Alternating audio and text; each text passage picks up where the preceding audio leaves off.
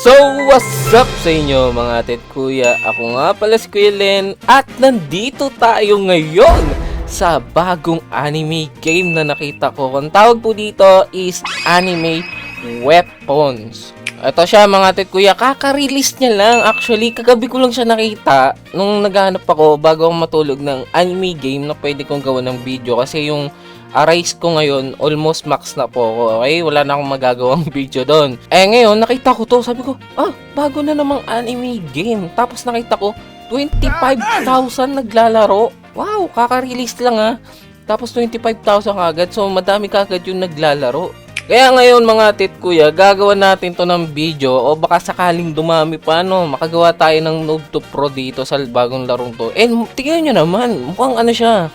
Mukhang talagang pinaghandaan kasi medyo medyo maliwanag. Ewan ko ba't sobrang liwanag. Pero sobrang liwanag dong parang oversaturated yung kulay. Pero maganda yung laro, okay? Maganda yung design ng laro. So samahan nyo ako mga atit kuya sa bago nating larong bagong anime game na lalaroin natin. Nagsabi ako sa live ko kahapon, kung di kayo nakapunta, anime games na lang po lalaroin ko, hindi na ako maglalaro ng mga laro na gawa ni John Del or anything na related sa brain rot kasi nga sumasakit ng ulo ko doon, okay? So mag-anime game na lang tayo. So mga kuya, huwag na natin to patagalin, umpisahan muna natin to lahat sa mga pa-wash out.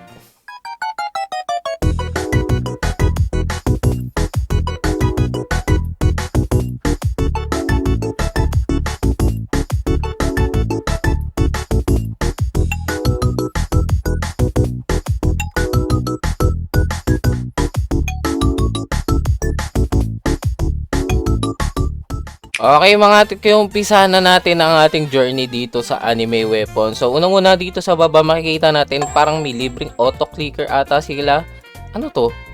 Oh, auto-clicker nga, tapos may range din. So medyo similar sa sa Arise. Bali yung auto-clicker parang kasing may power kayo. Kita nyo sa gilid, ang ganda ng UI nila, linis. May UI kayo for power ata to. So the more na nagki-click kayo, mas lumalakas ang damage nyo dito sa mga mobs. So makikita nyo mga mobs dito, meron silang drop na hindi ko alam kung ano to. Hindi ko alam kung ano tong parang triangle na to. Pero nagda-drop din sila nung Biju Shard. So may Biju Shard. Tignan natin kung ano yung Biju. Use to reroll your race in Komona. Okay, para pala siyang may pagka Anime Fighters. Alam niyo yung Anime Fighters. Yung Anime Eternal.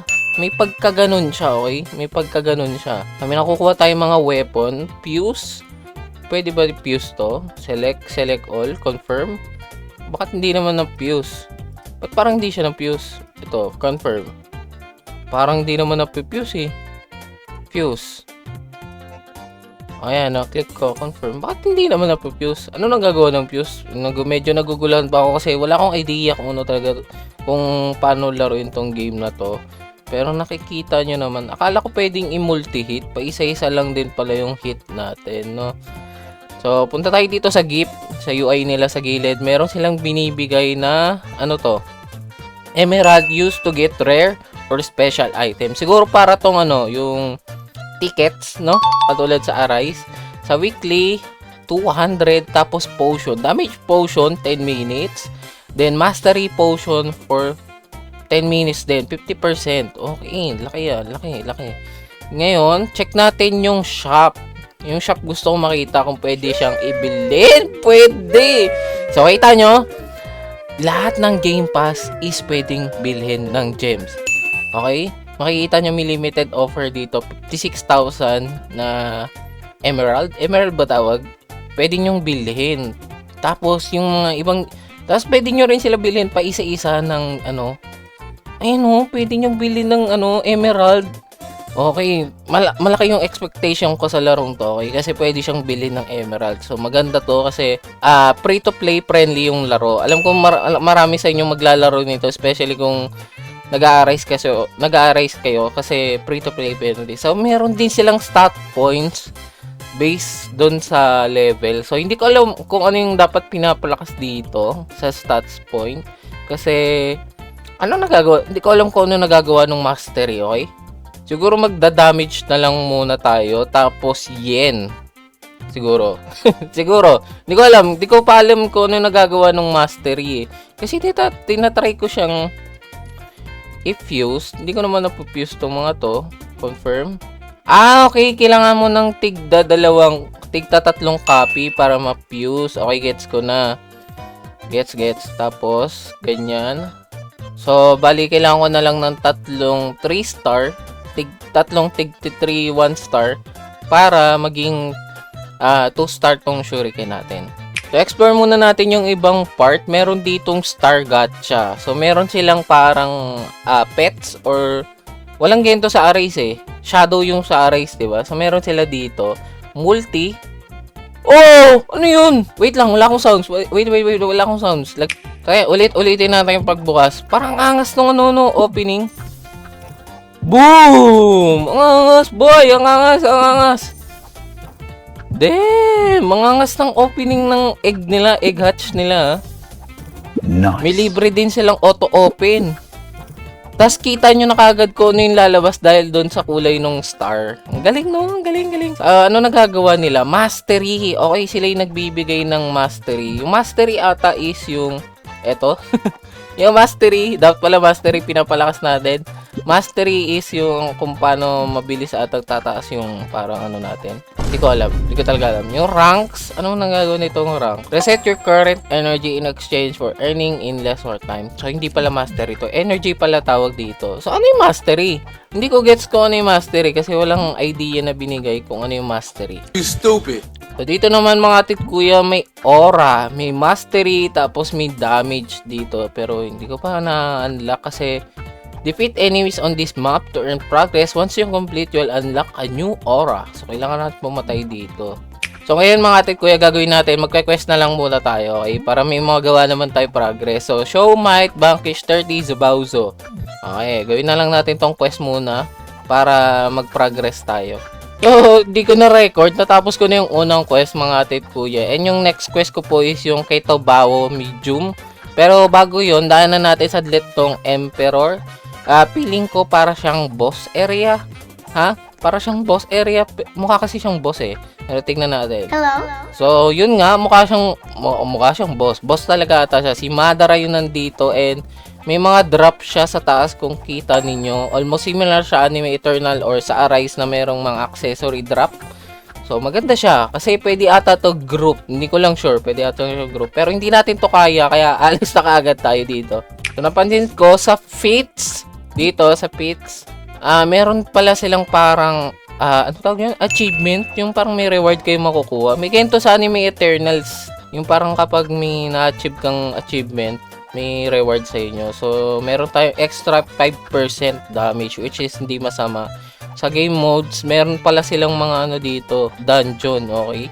Hard yung pinaka mahirap sa ngayon, pero meron silang mga raid, no? So, maganda yan. Titignan natin yan in the future. Pero ngayon, hindi ko pa alam. So, ngayon, tutuloy na natin tong Tobao raid. Kailangan ko kasi yung makakuha mga kuya ng magkano dito?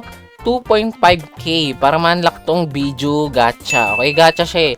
So, magpapapera lang ako dito, tapos babalikan ko kayo, okay? Guys, napansin ko guys, bawat weapon may unique pala silang attack animation. Tingnan nyo, nagpalit ako ng weapon. Ang ginamit ko ngayon yung fan, yung kay parang katulad kay Temari, kung alam nyo yun. Tapos pag in-equip ko yung shuriken, syempre, shuriken yung ibabato niya. Tapos pag yung kunai naman, kunai din yung ibabato niya. Diba?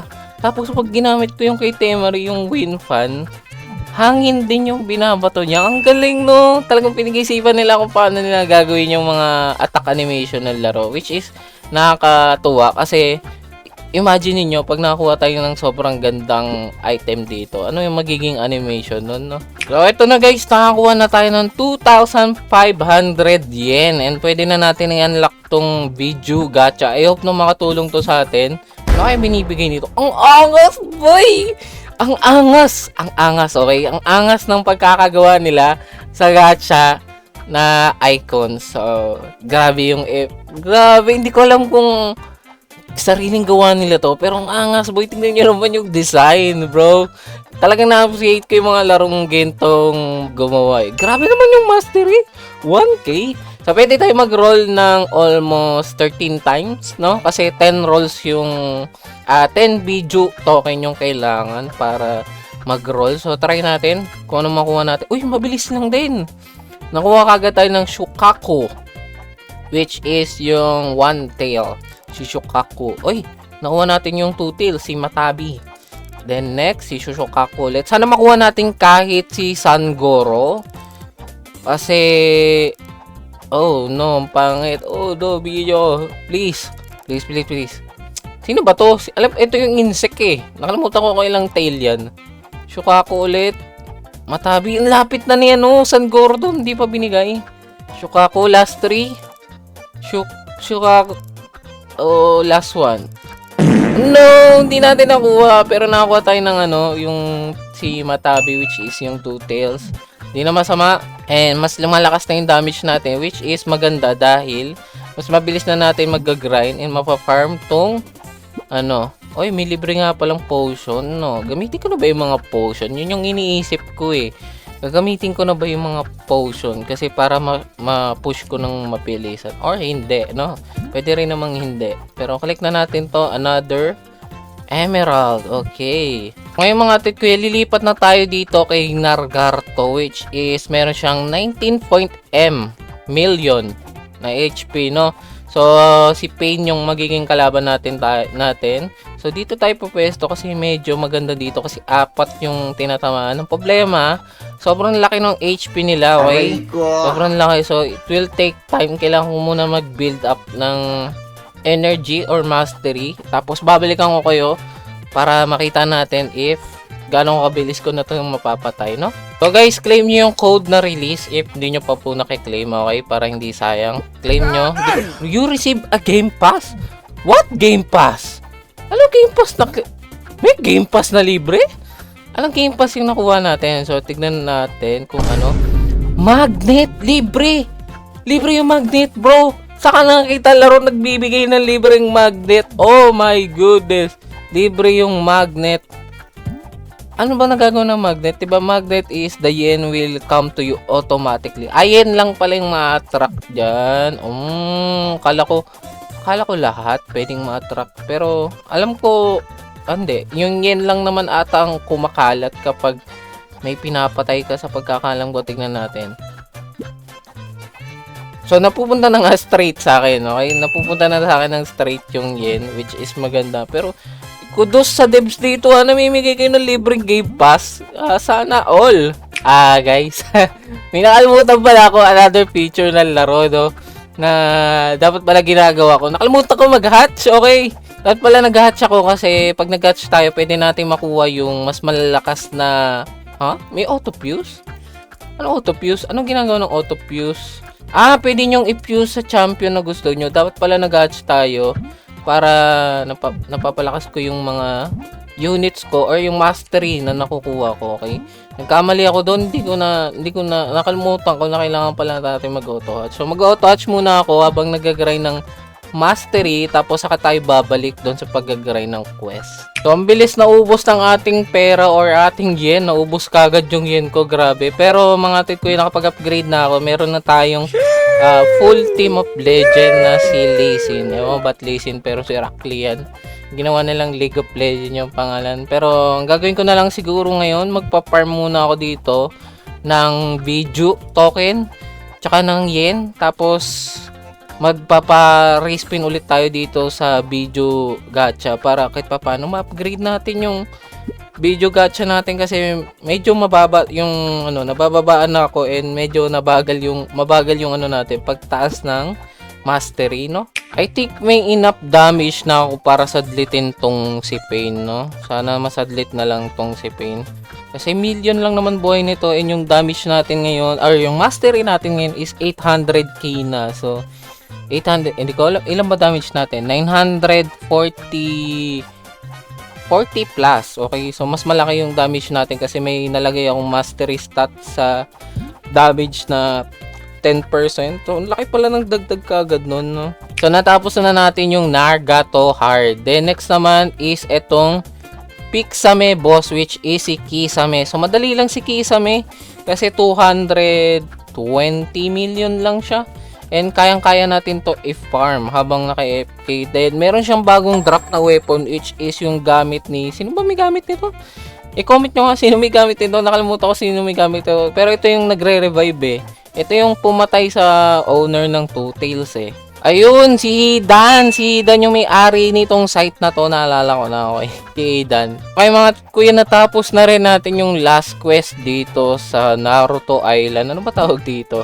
Sa Shinobi Village. Okay, so ngayon meron yung laro is currently meron lang siyang 4 na zone. Kaya siguro sasaglitin ko lang din to and baka mag-live ako pag nag-grind nito para makita nyo na nag-grind ako ng live. And natapos na natin yung last pa lang papatayin is si Madara which is di ko pa kaya kasi billion siya, okay? And nakalimutan ko, may nakalimutan akong gawin. Meron palang aura dito.